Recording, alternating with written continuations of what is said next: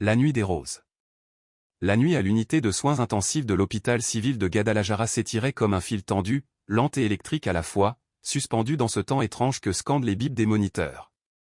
Chaque son semblait une respiration, chaque silence un battement de cœur de plus. Les lumières froides s'écrasaient sur le sol ciré, et les ombres s'agglutinaient dans les recoins, là où ne parvenait pas le murmure régulier des pompes à perfusion. Sara Mendoza, infirmière de garde depuis 8 ans, avançait dans sa ronde avec la rigueur de ceux qui ont cessé de croire à la chance. Elle révisait mentalement sa liste, niveau de sédation, ligne à changer, réflexe à évaluer, durée à noter. Sa routine était sa cuirasse. Un rempart invisible, bâti depuis la mort d'Emilia, sa jeune sœur, disparue trop tôt. Depuis ce jour, Sara s'était fermée au mot miracle comme on se protège d'un souvenir brûlant. Quand on évoquait la Vierge ou les prières, elle sentait des échardes invisibles lui courir sous la peau. Elle préférait les protocoles aux prières, les chiffres aux symboles. Il était presque 2 heures du matin quand elle retourna à la chambre 12. Le nom inscrit sur le tableau, Roberto Paredes, 53 ans. Complications post-opératoires après une perforation intestinale. Choc septique, ventilation assistée, noradrénaline faible, antibiotiques à large spectre. Depuis des jours, rien ne bougeait. La mère du patient était venue de Tonala, tenant une petite image de la Vierge de Guadalupe. Elle avait demandé qu'on la laisse, discrètement, derrière la carafe d'eau. Sara ne l'avait pas retirée, mais ne l'avait pas mise en évidence non plus. Elle respectait la foi des familles, même quand elles ne parlaient plus leur langue. Ce fut alors qu'elle sentit comme une baisse de température. Peut-être n'était-ce qu'une impression, un courant d'air imaginaire. Et soudain, quelque chose changea. Un parfum. Léger, net, irréfutable. Des roses. Pas celle trop sucrée d'un désodorisant bon marché, mais un parfum vivant, frais, comme si un bouquet venait d'être coupé et que les pétales flottaient encore dans l'air. Sara fronça les sourcils. Peut-être un auxiliaire avait-il utilisé du parfum? Elle regarda autour d'elle. Personne. Le silence était presque liquide. Les rideaux bougeaient à peine. Elle reporta son attention sur le moniteur, pression 96/58e, fréquence 98, saturation 92, FiO2 à 60%. Rien de nouveau. Mais quand elle se pencha pour vérifier la ligne artérielle, elle la vit ou crut la voir. À gauche du lit, dans l'espace étroit près du mur, se tenait une silhouette de femme. Ce n'était ni un reflet ni une ombre projetée par le néon. C'était une présence. Une forme calme, vêtue d'un manteau bleu-vert qui tombait droit, la tête inclinée vers le malade, comme si elle l'écoutait respirer. Pendant un instant suspendu, le cerveau de Sara chercha une explication rationnelle. Une visiteuse égarée? Une ombre? Impossible, personne n'entrait ici sans autorisation. La porte était sous contrôle. Et pourtant, la figure demeurait, immobile. Sara sentit son cœur battre dans sa gorge. Son instinct professionnel prit le dessus. « Madame, cet espace est réservé au personnel. Pouvez-vous me dire votre nom ?» Aucune réponse. Mais aucune peur non plus. Ce qu'elle ressentit alors, ce fut une douceur. Comme si ce regard invisible la couvrait d'une tendresse ancienne. Le parfum de rose revint, plus proche, caressant son visage. Sara avança d'un pas, tendit la main vers l'interrupteur, mais la lumière sembla inutile. La matière du manteau paraissait tissée de fils de lumière, de minuscules éclats semblables à des étoiles endormies. Puis, sans un bruit, la silhouette se dissipa. Non pas comme si elle fuyait, mais comme si elle se fondait dans l'air même. Le premier réflexe de Sara ne fut ni de crier ni de prier. Elle tira simplement le rideau du box, comme on ouvrirait un rideau de théâtre. Le couloir était vide. Le froid, pourtant, l'accompagnait encore, collé à sa nuque. Elle marcha d'un pas rapide jusqu'à la station des infirmières et appela le gardien. « L'allô » dit-elle, la voix contenue. « Peux-tu vérifier les caméras du couloir et de l'unité ?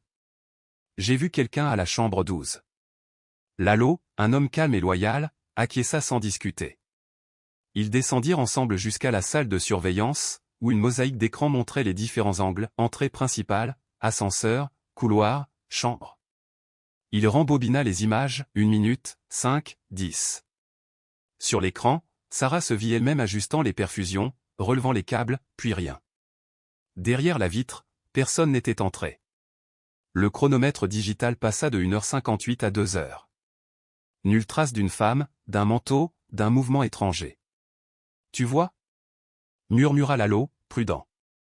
Il n'y a personne. Sarah garda le silence. L'image de la petite estampe derrière la carafe revint dans sa tête, le visage brun de la Guadalupana, le manteau turquoise. Elle chassa cette idée comme on chasse une mèche collée à la peau. Fatigue. Suggestion.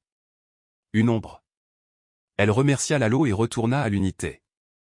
La nuit reprit son cours étrange, celui que seuls connaissent ceux qui veillent jusqu'à l'aube parmi les machines et les prières silencieuses. Vers 4 heures, le corps réclamant du sucre, elle revint à la chambre 12, une galette dans la poche de sa blouse. Roberto Paredes dormait toujours, son souffle artificiel régulier. Elle prit sa main pour évaluer la peau. Et, sans savoir pourquoi, murmura. Roberto, votre mère est venue, elle a laissé une image, elle prie, et moi. Elle ne termina pas la phrase. Le moniteur émit alors un bip différent. Pas une alarme, un changement. Saturation 94, puis 95. Sarah se pencha. Ce n'était pas une erreur de lecture. La ventilation semblait plus efficace. Elle ajusta l'oxygène à 50%, observa encore. Pression stable. Moins de vasopresseur. Une étincelle d'espoir lui monta à la gorge. Réponse à l'antibiotique, dicta sa raison.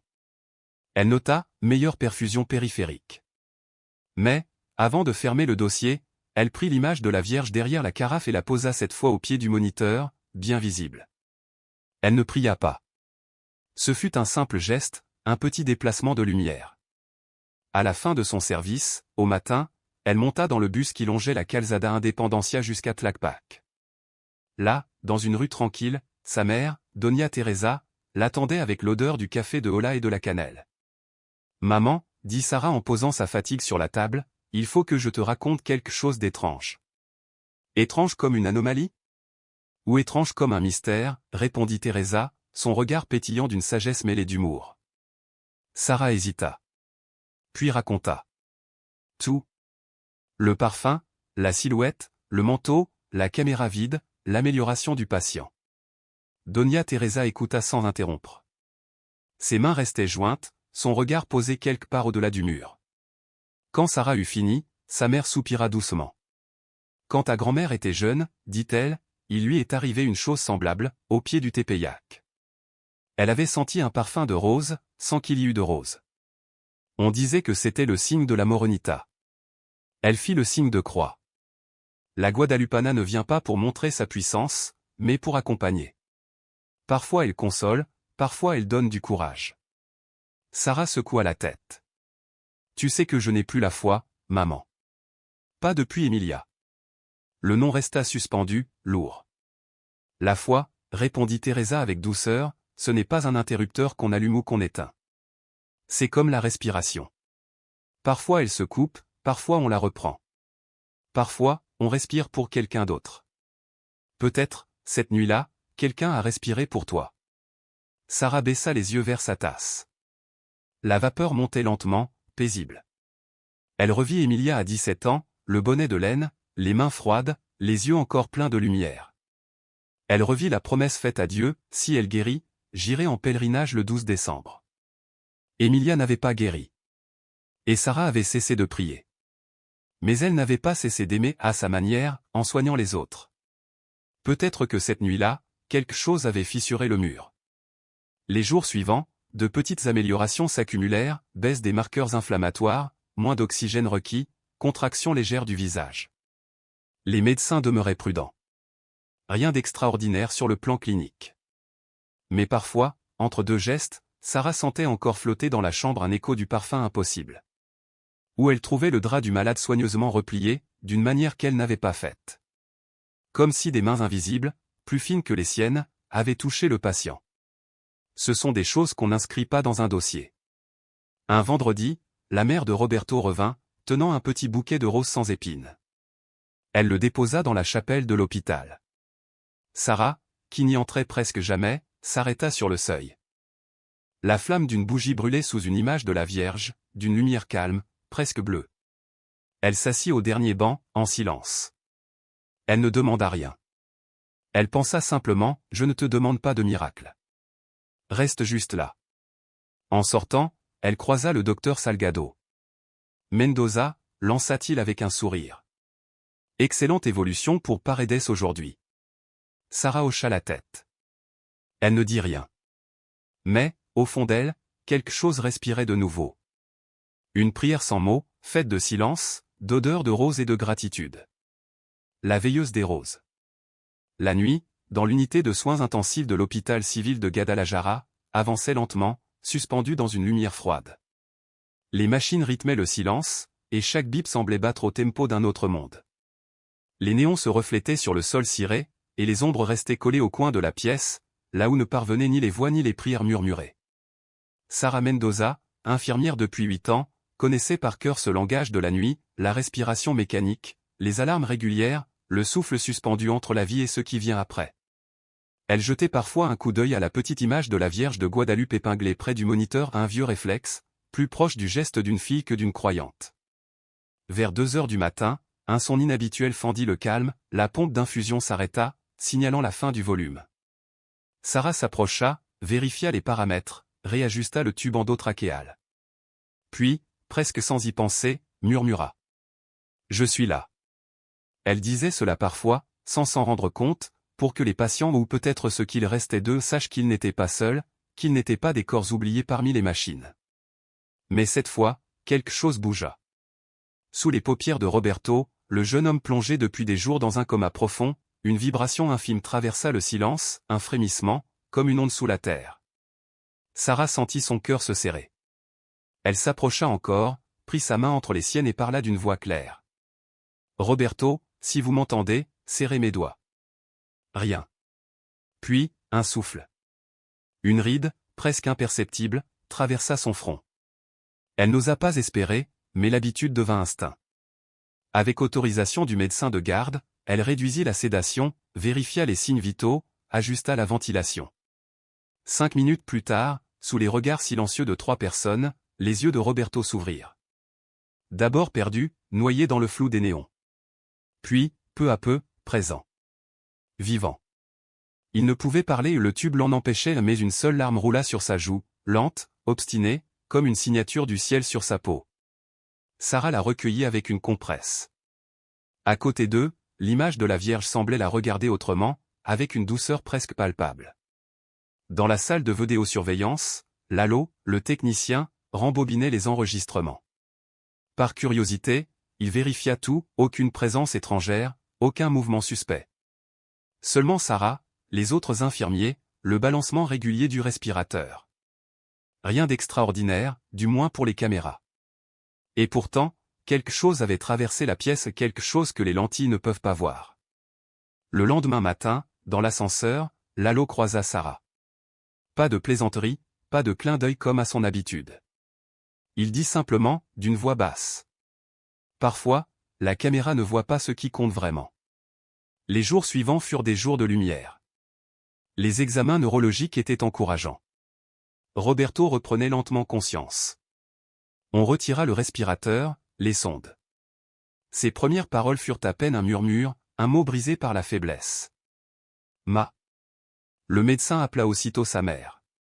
Elle arriva en fin d'après-midi, un vieux pull de coton sur les épaules, un chapelet caché dans un mouchoir. Quand on la laissa entrer, elle prit la main de son fils et se mit à pleurer. Pas un cri. Pas une explosion. Un de ces pleurs anciens, enracinés dans l'âme, comme si chaque larme venait d'un siècle de foi et de fatigue. Sarah resta à distance. Elle savait reconnaître le territoire sacré des retrouvailles. Les médecins parlaient de réponse au traitement, de résilience, de chance. Personne n'avait besoin de nommer ce que tous pressentaient. Avant de partir, la mère de Roberto s'approcha d'elle. Sa voix tremblait un peu, mais dans son regard brillait quelque chose d'indestructible. « Ma fille, merci d'avoir pris soin de lui. Je sais que vous ne parlerez pas de ce qui s'est passé, mais, vous aussi, vous l'avez senti, n'est-ce pas ?» Sarah ne demanda pas qui. Elle hocha simplement la tête et répondit doucement. « Parfois, oui. Parfois. » Quelques jours plus tard, un dimanche libre, Sarah se promena seule dans le centre de Guadalajara. Les cloches de la cathédrale résonnaient entre les places, et un vendeur ambulant offrait des buñuelos encore chauds, nappés de miel. Elle marcha sans but, portée par un fil invisible, jusqu'au sanctuaire de la Vierge de Guadalupe, dans le quartier d'Analco. À l'intérieur, l'air sentait la cire et les roses séchées. Des centaines de bougies brûlaient dans un murmure de prières anonymes. Sarah s'approcha, sans oser trop près. Elle regarda la Vierge Morena, immobile sous son manteau d'étoiles dorées. Elle ne demanda rien. Elle ne remercia pas non plus. Elle pensa simplement à Roberto, à sa mère, à cette odeur de rose qui avait traversé la salle cette nuit-là, invisible mais si réelle. Puis elle ferma les yeux, et un souffle léger fit vaciller la flamme d'une bougie. Ce fut tout. Pas de miracle éclatant. Pas de signe. Seulement la paix, simple, silencieuse. Aucun communiqué n'en parla. Aucun journal ne raconta cette histoire. Le dossier médical ne contenait rien d'autre qu'une évolution clinique favorable. Mais ce soir-là, en sortant du sanctuaire, alors que le ciel se teintait d'orange, Sarah reçut un message vocal. C'était la mère de Roberto, avec son accent doux de Tonala. « Mon fils demande la gentille infirmière à la voix calme. Il veut, quand on le transférera en chambre, vous inviter à prendre un café. » Sarah sourit. Un café. Peut-être qu'elle l'accepterait. Non pour la reconnaissance, mais pour boucler le cercle, un simple geste humain pour saluer le mystère. La nuit suivante, de retour à l'unité, tout semblait comme avant. Les machines chantaient leurs cantiques mécaniques. Les patients dormaient sous la garde silencieuse de ceux qui veillent quand les autres rêvent. Le lit 12, celui de Roberto, était occupé par une autre patiente. Sur la table, l'espace était vide, nettoyé. Sarah rangea son poste, vérifia les alarmes, ajusta la hauteur d'une perfusion. Avant de commencer sa ronde, elle s'arrêta sur le seuil, regarda la salle plongée dans sa lumière bleutée, et murmura comme une prière. « Je suis là. » Elle n'attendait pas de réponse. Pourtant, à cet instant précis, un parfum à peine perceptible flotta dans l'air. Une senteur de rose, fine, insaisissable. Comme si quelqu'un, invisible, venait d'y passer. Elle ferma les yeux. Ce n'était ni la fleur, ni l'image, ni le miracle. C'était une présence. Discrète. Réelle. Sur le moniteur, les chiffres continuaient leur cadence imperturbable. Au dehors, dans une place voisine, un mariachi accordait sa guitare. Et quelque part entre ces deux mondes le mesurable et l'inexplicable, une femme au teint brun, enveloppée d'un manteau turquoise constellé d'étoiles, traversait peut-être les couloirs sans laisser d'empreintes sur les caméras, mais gravant dans certains cœurs une certitude silencieuse, nous ne sommes pas seuls. Le temps passa. De nouveaux patients arrivèrent, d'autres partirent. Les histoires se succédaient, toutes différentes et pourtant pareilles dans leur fragilité. Parfois, un nouvel interne, ou une aide-soignante fraîchement arrivée, chuchotait. On dit qu'ici, la nuit, on sent parfois une odeur de rose. Sarah, sans lever les yeux de ses dossiers, esquissait un sourire à demi. Peut-être la chapelle, peut-être la mémoire, ou peut-être la Vierge, qui se penche un instant, quand personne ne regarde.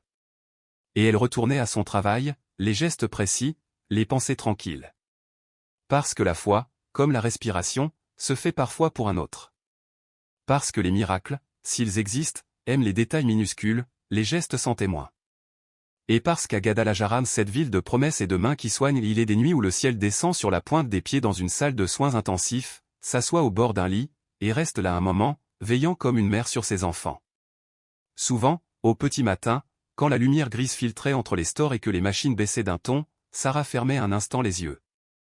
Dans le bruissement des tubes et le chuchotement des moniteurs, elle croyait sentir cette même fragrance subtile, fragile comme une signature laissée dans l'air. Elle ne chercha plus jamais d'explication. Car certaines vérités, comme certaines grâces, ne s'analysent pas, elles se reconnaissent. Et dans le silence du service, entre deux battements, entre deux souffles, elle murmurait encore parfois, à ceux qui dormaient ou à ceux qui partaient. « Je suis là. » Et dans le parfum des roses invisibles, le ciel, une fois de plus, s'inclinait doucement.